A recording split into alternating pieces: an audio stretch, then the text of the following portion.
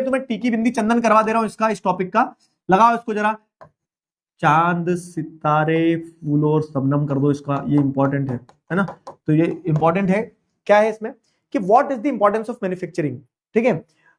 या फिर ऐसा पूछ लिया जाता है कि manufacturing sector is considered as the backbone of the development of a country, explain how. तो ये आपके पॉइंटर्स हैं, ठीक है। तो पहला पॉइंटर क्या है, अच्छे से समझना है एक एक पॉइंटर, क्योंकि सीधा लिख के आना होता है, सीधा क्वेश्चन होता है। पहला पॉइंटर क्या है, पहला पॉइंटर आपका ये है, हाइड्रोलिक स्ट्रक्चर्स थे उनका यहाँ पे कुछ जिक्र दिया गया है कि पुराने समय में कैसे हाइड्रोलिक स्ट्रक्चर्स थे।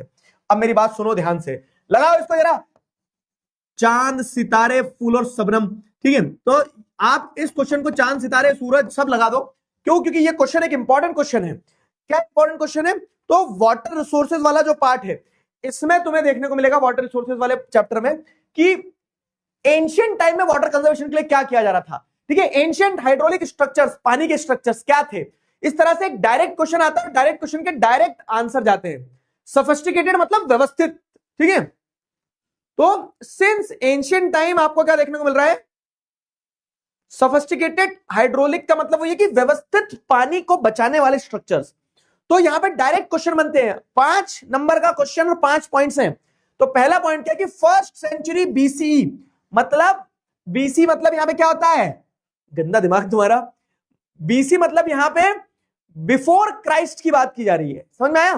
तो जैसे आज हम कहां जी रहे हैं, आज हम 21st सेंचुरी में जी रहे हैं, आज 2100 साल हो गए ना, मतलब 2025 साल हो गए। तो 2025 और फर्स्ट सेंचुरी मतलब 100 साल और पहले चले जाओ, तो 21,000 नहीं 21,000 नहीं 2125 साल पहले, फर्स्ट सेंचुरी बीसी मतलब बिफोर क्राइस्ट, जीसस क्राइस्ट के पहले से। तो जीसस क्राइस्ट के बाद से एडी चालू हो गया, एनो डोमिनी, उनके पहले बीसी था। तो क्यों बोला था, सवाल यहां पे यही बनता है, ये इंपॉर्टेंट हो गया। टिकी बिंदी चंदन लगा लो, इसको टिकी बिंदी चंदन लगाओ, चंदन चांद सितारे फूल और शबनम, ठीक है। तो ये इंपॉर्टेंट क्वेश्चन है और ये आएगा 5 नंबर का एग्जाम में, लेकिन मैं अभी से बता दे रहा हूं कि ये एग्जाम में आएगा।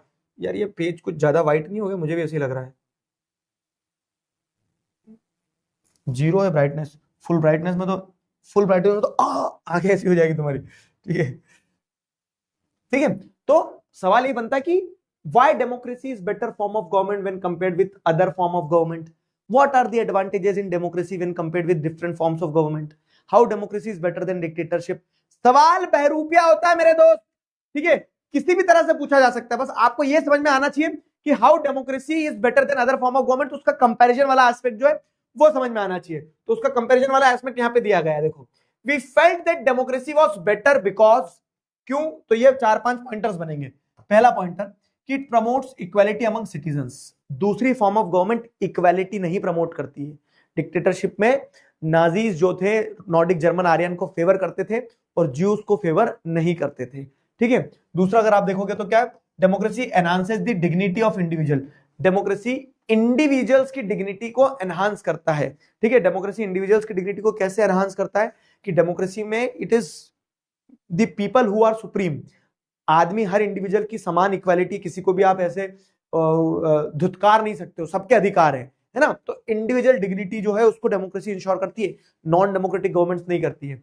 Democracy improves the quality of decision making, democracy में भले ही डिसीजन स्लो होते हैं लेकिन पूछ परख के डिबेट डिस्कस करके डिसीजन लिए जाते हैं, इसीलिए डेमोक्रेसी में क्या होता है, डिसीजन की क्वालिटी बेहतर रहती है, क्योंकि वो डिसीजन बहुत चर्न आउट करके निकाला जाता है। तीसरा, it provides a method to resolve conflict, जैसे जर्मनी में क्या था, हिटलर ने बोला उसको जूस नहीं पसंद है मार दो, लेकिन डेमोक्रेसी में ऐसा नहीं है, अगर नहीं पसंद है तो बैठो बात करो, रिजॉल्व करो, कोर्ट में जाओ, अपने मैटर सुलझाओ। तो democracy gives you the methods to resolve conflict, आपकी अगर समस्याएं हैं, परेशानियां हैं, तो ऐसा नहीं कि इसको मार दो उसको खत्म कर दो, परेशानियों को खत्म करो, ठीक है। ये चौथा हो गया।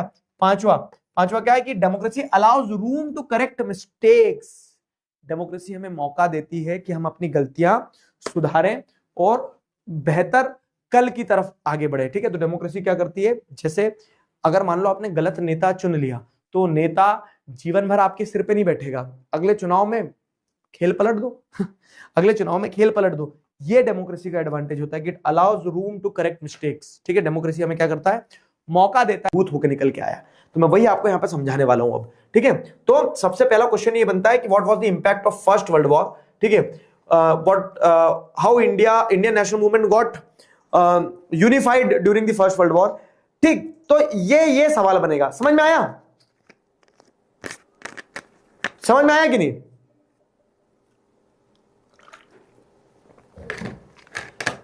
आया? अब आ जाओ जरा, मैं तुम्हें एक चीज करवा रहा हूं यहां पे, तुम भी सब करो अपने इस पेज पे, अपने इस पेज पे लगाओ जरा टीकी, बिंदी, चंदन, चांद, सितारे, सूरज, सब बना दो। चांद, सूरज, सितारे, फूल और गलियां। ठीक है, ये इतना इंपॉर्टेंट टॉपिक है कि मैं तुम्हें आज बता रहा हूं कि तुम्हारे बोर्ड एग्जाम में एक क्वेश्चन इस टॉपिक से आएगा, मतलब आएगा। फर्स्ट वर्ल्ड वॉर का इंडियन नेशनल मूवमेंट के ऊपर क्या इंपैक्ट पड़ा। ठीक है, तो जैसे यहां अगर देखोगे तो